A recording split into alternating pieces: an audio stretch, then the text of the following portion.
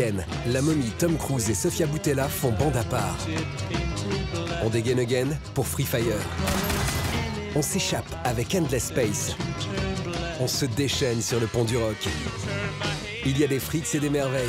C'est le buzz, en liberté. C'est pas vrai.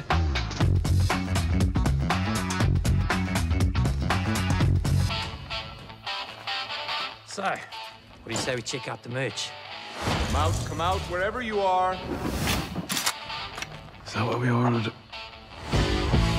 You're a little bit rude, eh? Chirping the bird there. He says it's not what he ordered. They ordered M16s. Really? I'm not running a pizza delivery service. Une vente d'armes volées tourne au jeu de massacre. Dans le radical Free Fire, Ben Wheatley réduit l'humanité à un panier de crabes. Le réalisateur des dérangeants Kill List et Touristes se moque de plaire à tous les publics. Il a une vision et il compte bien s'y tenir. J'ai visionné beaucoup de films d'action modernes. Il n'y a plus que des cascades et des explosions énormes. Et je me suis demandé pourquoi ça ne me procurait plus d'émotion. J'ai étudié des films plus anciens pour comprendre d'où venait la tension que je ressentais devant des scènes d'action à dimension humaine.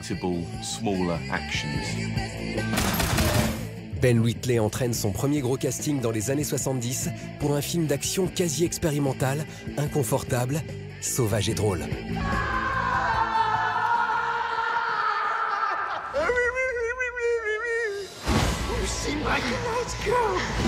We can't all be nice girls.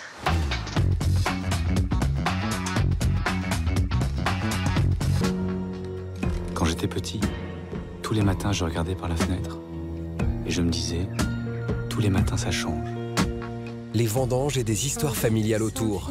Ce qui nous lie par Cédric Clapiche, c'est la vie qui passe dans les vignobles, les dégustations qui prennent 3 plombes, 1 an dans la vie de Jean. J'ai eu envie de faire le tour du monde. Et voilà, j'ai fait le tour du monde. Jean ? De retour au cinéma après la série télé 10%, Clapiche livre un petit cru avec la génération montante du cinéma français. Anna Girardot, François Civil et Pio Marmaille. L'amour c'est comme le vin. Faut du temps. Ça donne pas envie de rester là, tout ça?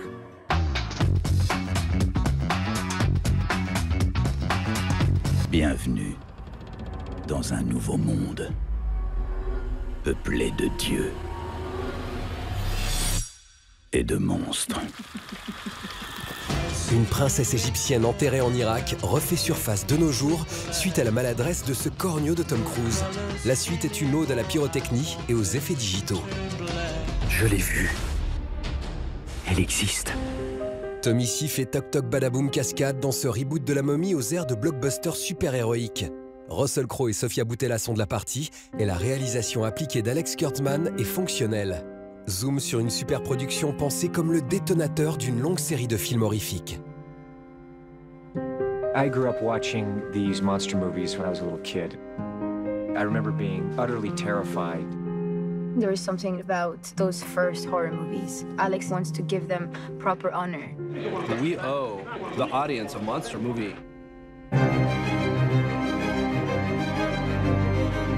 Here we go. 3, 2, 1, go! The key for us was to tell a story that felt real. Our picture takes place in modern day. What's interesting about the way these stories are told is you identify with these classic characters. They terrify us, and yet you feel sympathy for them. Welcome to Prodigium. The sets are magnificent, they're beautiful, they're haunting. The world will feel enormous. Action! We shot a huge action sequence here in the heart of Africa. We're going 0 gravity inside a real plane. 5, 4, 3, 2, 1. That's so good. Hey, get the leg in! You can do this, you can do this. Annabelle Wallace is great. She's never even done stunts before, and she's doing this. The cast, they're so talented. You have Russell Crowe and Jake Johnson, these guys that are fun to work with. Russell and I have known each other over 20 years. We've talked about working together, and now we're going to do this very cool fight.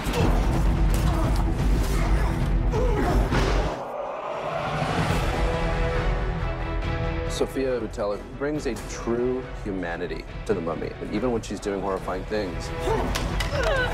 The audience can expect to be excruciatingly terrified. Tom said, this is bigger than anything I've ever done before. It's like being on a roller coaster ride. That's what this film's going to deliver. It's going to keep you right on the edge of your seat. You're not going to want to take your eyes off the screen. It's a hell of a lot of fun. La Momie lance le Dark Universe d'Universal. L'aventure aussi bruyante que solidement charpentée ne révolutionne pas le genre. Elle vaut surtout pour Tom Cruise, toujours plus physique, et Sofia Boutella, impec en momie revancharde. Tu peux pas fuir. Ni te cacher. Elle a des projets pour toi.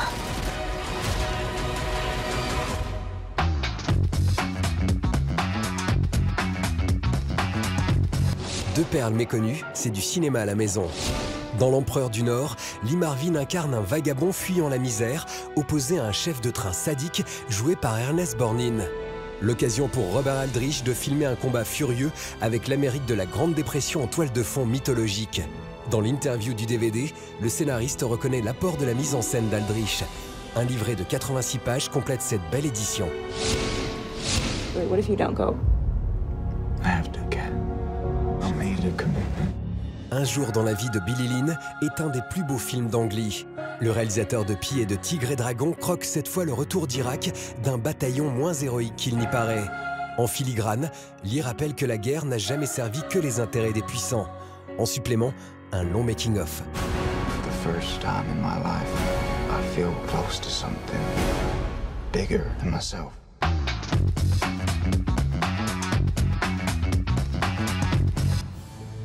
Après un très réussi Endless Space, dont l'ambition affichée était d'offrir une civilisation dans l'espace, le studio français Amplitude enrichit l'univers de son jeu de stratégie à mi-chemin entre les œuvres de Frank Herbert et George Lucas. Zoom sur Endless Space 2. Ce qui était important pour nous, c'est de créer un univers qui soit un univers fantastique. On était dans l'espace, mais dans l'espace, il y a de la magie, et il n'y a pas juste finalement de la science. Il n'y a pas que forcément Star Wars et Dune, voilà. Mais en tout cas, ça donne lieu à de belles histoires, à des beaux peuples qu'on va rencontrer aussi. Les populations sont au cœur de l'expérience de ce nouvel épisode. Toute bonne société ne saurait se réduire à ses choix politiques et stratégiques. Elle existe aussi en son cœur, grâce au peuple qui l'anime. Les populations vont évoluer en fonction de ce qui se passe. Par exemple, s'ils se sentent menacés, ils vont vouloir faire monter au pouvoir donc les militaristes. Endless Space 2, c'est un résultat grandiose à la rejouabilité infinie, à la liberté totale. Les joueurs qui aiment bien se sentir intelligents et récompensés pour leur bon raisonnement trouveront effectivement un jeu qui va leur parler, parce que c'est un jeu de stratégie quand même à la base, et c'est ça qui est important.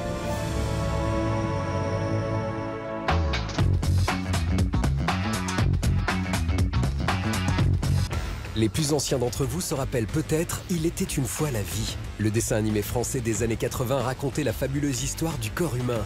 30 ans plus tard, côté Japon, version manga, les brigades immunitaires offrent une modernisation du thème. Page après page, on part à la découverte de nos défenses vitales, globules et autres agents en lutte contre les méchants virus. Une manière ludique d'en apprendre plus sur nous, les explications médicales se multipliant. La représentation de notre anatomie est ici fantasmée comme une ville grouillante d'activité, là où on aurait peut-être aimé une vision plus authentique des organes. Quant à la lutte pour notre santé, elle prend la forme de combats épiques. Face à la maladie, les enfants auront maintenant toutes les raisons de se laisser administrer leurs médicaments en se rappelant cette vision héroïque de leur corps.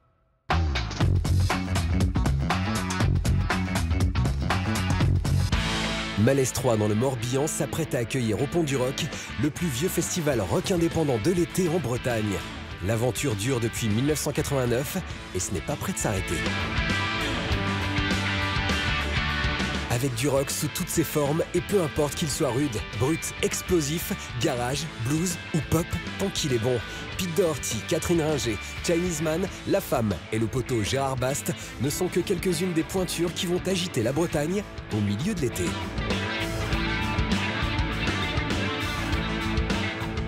Ce sera la 27e édition d'Au Pont du Rock et d'ici là, buzzez bien.